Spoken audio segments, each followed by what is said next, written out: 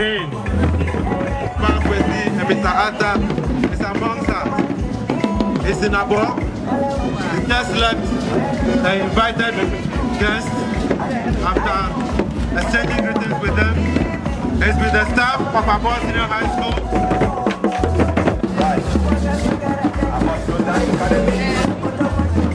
About the partnership that was formed between the government and the community, between the parents and the teachers that developed the facilities for this school. At that time, it was a limited partnership because the school had not graduated many students. Since then, there have been many people who have passed through this school, who have developed scarce skills that can solve practical problems. Many are influential personalities in our country. We have members of parliament, we have professors, we have directors in education.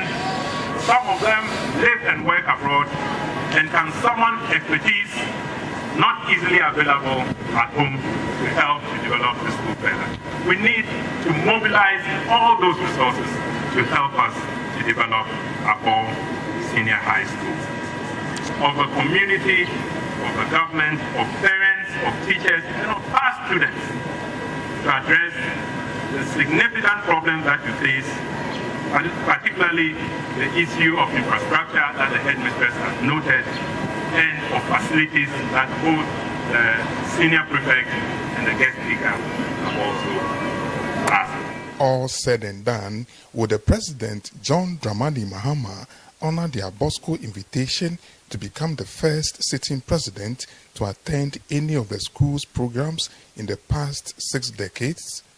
In his absence, would the Vice President, Professor Jane Nana Opukwajiman, represent the government to become the second Vice President to visit ABORSCO and the first female Vice President to honor the school's 60th anniversary invitation?